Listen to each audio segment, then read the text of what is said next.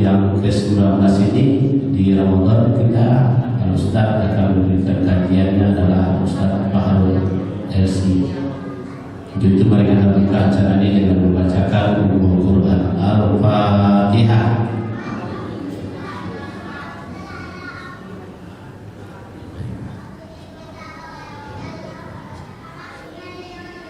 Kepada Al-Ustaz waktu dan tempat dipersilakan.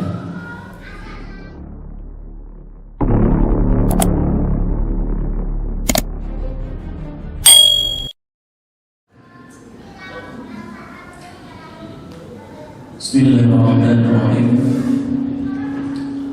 Assalamualaikum warahmatullahi wabarakatuh.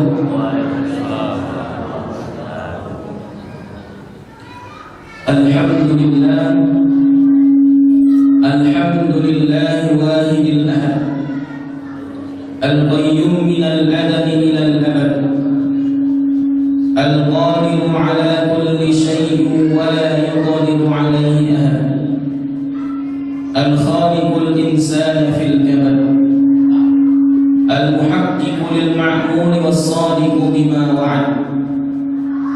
Nahmaduhu tabaraka wa ta'ala kama asna ala nafsihi wa hamid, wa na'udhu bihi wajhil karim min syarri ma wafad, wa nas'aluhu al-hidayata wat tawfiqa wal madad.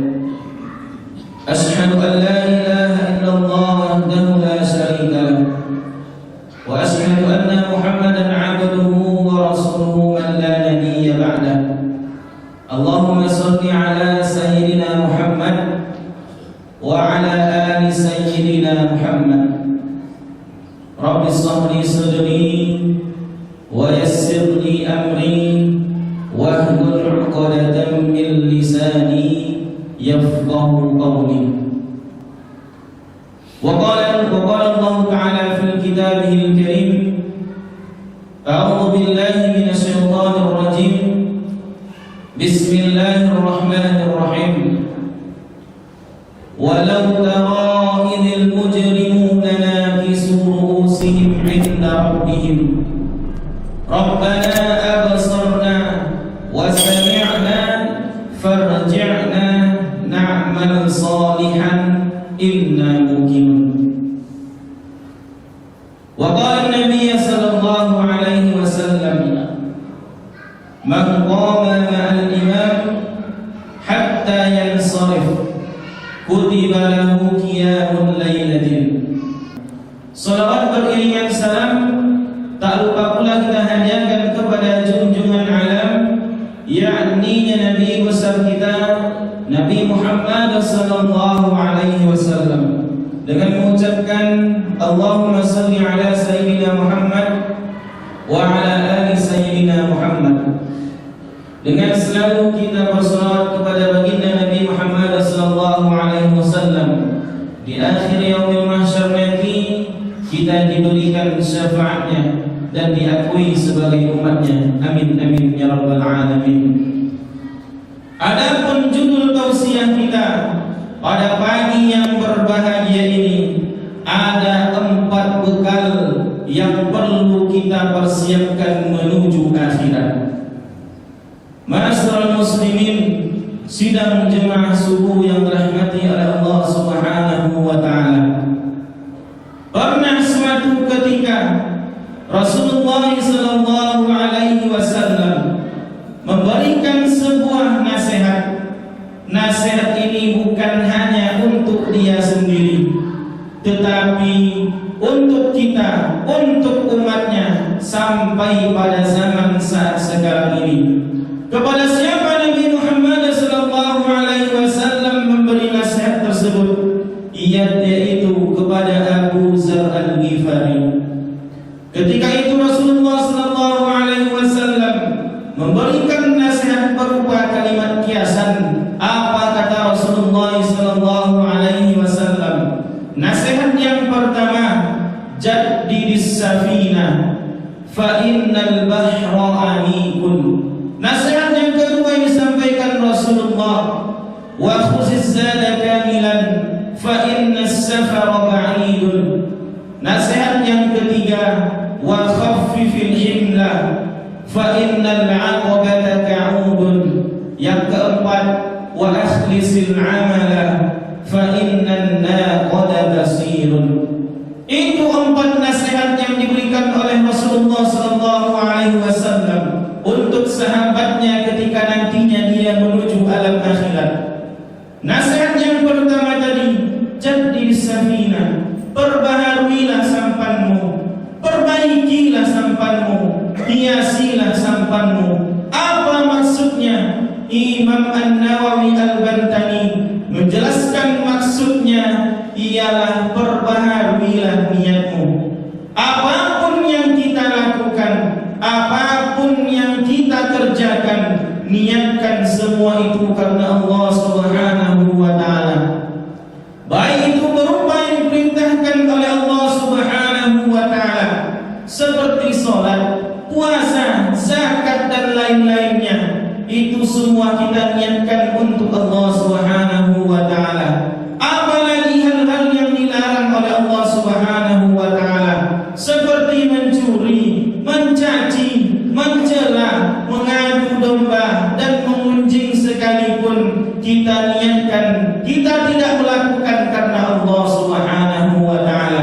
Kenapa semuanya mesti kita lakukan karena Allah Subhanahu wa ta'ala? Supaya nantinya bernilai ibadah di sisi Allah Subhanahu wa ta'ala dan dijauhi dari azabnya. Ma'asyiral muslimin sidang jemaah subuh yang dirahmati oleh Allah Subhanahu wa ta'ala. Apakah itu saja yang mesti kita niatkan karena Allah Subhanahu wa ta'ala? Tidak. Banyak semua kita pekerjakan, baik itu kita mencari nafkah untuk keluarga kita, untuk istri kita, untuk menyekolahkan anak kita, kita niatkan untuk Allah Subhanahu wa ta'ala. Kalaulah sesuatu yang kita tidak inginkan terjadi ketika kita berangkat untuk melaksanakan pekerjaan, waliyazbillah kita kecelakaan, meninggal ketika itu, ketahuilah Bapak Ibu sekalian, kita sudah termasuk syahid. Syahid itu ada 3. Yang pertama ialah syahid dunia, yang kedua syahid akhirat, dan yang ketiga syahid dunia akhirat. Apa itu syahid dunia? Ketika ia merasakan dirinya ini, sekarang saudara-saudara kita di Palestina, dia menunjukkan diri dia untuk berjihad di hadapan Allah Subhanahu wa ta'ala, tapi tidak ada niat kecuali untuk memperoleh pujian dari orang lain. Kalaulah dia meninggal ketika itu, maka itu akan disebut syahid dunia. Pernah suatu ketika perang terjadi pada zaman Rasulullah SAW, ada seseorang yang ikut berjihad tetapi tidak berniat untuk Allah Subhanahu wa ta'ala. Dia hanya berniat untuk merampas harta dari perang tersebut. Ketika itu dia terhunus pedang di dadanya, dan ketika itu dia tidak sanggup menahan sakitnya rasa hunus pedang tersebut, dan dia pun bunuh diri. Makanya Bapak Ibu, barang siapa yang bunuh diri karena putus asa, maka tempatnya ialah neraka jahanam. Ma'asyiral muslimin sidang jemaah subuh yang dirahmati oleh Allah Subhanahu wa ta'ala. Yang kedua, syahid akhirat. Apa yang dimaksud dengan syahid akhirat? Ketika kita mencari rezeki, ketika kita pergi belajar, dan tiba-tiba di perjalanan kita tertabrak, kita kecelakaan. Ketika itu kita meninggal, malaikat menyaksikan kita bahwasanya kita ini adalah syahid akhirat. Dan ketika itu kita dimasukkan nantinya ke dalam surganya Allah Subhanahu wa ta'ala. Adapun yang ketiga, syahid dunia akhirat, seperti yang dialami oleh saudara-saudara kita yang sedang di Palestina. Mereka dibombardir oleh Israel laknatullah alaih. Tidak ada tempat untuk mereka nyaman. Bahkan Bapak Ibu sekalian, untuk buka puasa saja mereka sulit untuk mencarinya. Ketahuilah Bapak Ibu, itulah yang dimaksud dimaksud dengan syahid dunia akhirat. Semoga saudara-saudara kita yang di Palestina dibantu oleh Allah Subhanahu wa taala. Kenapa demikian? Tak ada yang sanggup untuk membantunya. Baik itu negara Islam, baik itu negara Arab, tidak ada satupun yang sanggup membela saudara-saudara kita. Tetapi sekarang yang kita tunggu adalah dari harapan Allah Subhanahu wa taala. Ma'asyiral muslimin sedang jemaah subuh yang dirahmati oleh Allah Subhanahu wa taala. Sesungguhnya kita hidup, kita mati, itu semuanya untuk Allah Subhanahu wa taala. Inna salati wa nusuki wa mahyaya wa mamati lillahi rabbil alamin. Sesungguhnya salatku, amal ibadahku, hidup dan matiku untuk Allah Subhanahu wa taala. Ma'asyiral muslimin sidang jemaah subuh yang dirahmati oleh Allah Subhanahu wa taala.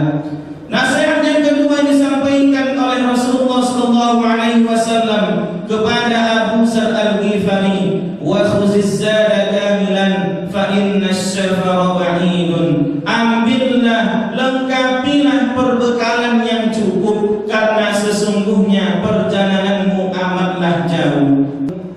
Maka apabila ajalmu telah datang, engkau tidak akan bisa menundanya walaupun itu sesaat. Maka hadirin sidang jemaah subuh dirahmati oleh Allah Subhanahu wa taala. Kita berada pada bulan Ramadan. Kita sudah melaksanakan puasa Ramadan selama 19 hari. Maka daripada itu hadirin sidang jemaah subuh yang dirahmati oleh Allah Subhanahu wa taala, kita persiapkan bekal, kita persiapkan amal soleh kita untuk nantinya menuju di hadapan Allah Subhanahu wa taala. Banyak amal soleh pada bulan puasa yang kita lakukan, baik itu ibadah puasa, baik itu tarawih, baik itu qiyamul lail, baik itu sedekah, baik itu memberi makan orang nantinya ketika berbuka puasa. Itu semua bernilai pahala di sisi Allah Subhanahu wa taala. Bak kata petani, bulan Ramadan adalah bulan waktunya memanen. Kenapa disebutkan seperti itu? Karena tanaman semuanya pada bulan Ramadan itu mekar, itu siap untuk dipanen. Begitulah umpamanya bulan puasa. Maka daripada itu Bapak Ibu sekalian, apabila kita masih diberikan waktu tersebut untuk beribadah kepada Allah Subhanahu wa taala, sejatinya kita sebagai seorang hamba melakukan apapun yang diperintahkan oleh Allah Subhanahu wa taala dan menjauhi apa-apa yang dilarangnya. Ma'asyiral muslimin sidang jemaah subuh yang dirahmati oleh Allah Subhanahu wa taala. Nasihat yang ketiga yang disampaikan oleh Rasulullah sallallahu alaihi wasallam kepada Abu Dzar Al-Ghifari, wa khaffifil himla fa innal 'aqabata ka'udun. Ringankanlah barang bawaan kalian karena sesungguhnya rintangan itu amatlah sulit untuk dilalui. Apa maksudnya hadirin sidang jemaah subuh yang dirahmati oleh Allah Subhanahu wa taala? Janganlah kita sekali-kali mencintai dunia ini. Kalaulah kita mengejar dunia, akhirat akan lari. Kalaulah kita mencintai atau mengejar akhirat, niscaya akhirat pun akan menuju kepada kita, dan bumi pun atau dunia pun akan mengikut. Maka hadirin sidang jemaah subuh, jangan pernah kita sekali-kali mengejar dunia, karena dunia ini adalah tempat bersenda gurau. Dunia ini adalah tempat hura-hura. Jangan kita terkejar begitu saja, tetapi kita persiapkan apa nantinya yang akan membawa kita di hadapan Allah sebagai husnul khotimah. Maka daripada itu, hadirin semua subuh yang dirahmati oleh Allah Subhanahu wa taala, ketahuilah banyak orang yang sudah meninggal menyesal karena buat maksiat kepada Allah Subhanahu wa taala. Karena banyak dia tidak mengerjakan salat, puasa pun jarang, zakat pun tidak. Maka daripada itu hadirin sidang jemaah subuh yang dirahmati oleh Allah Subhanahu wa taala, kita isi hari-hari kita dengan ibadah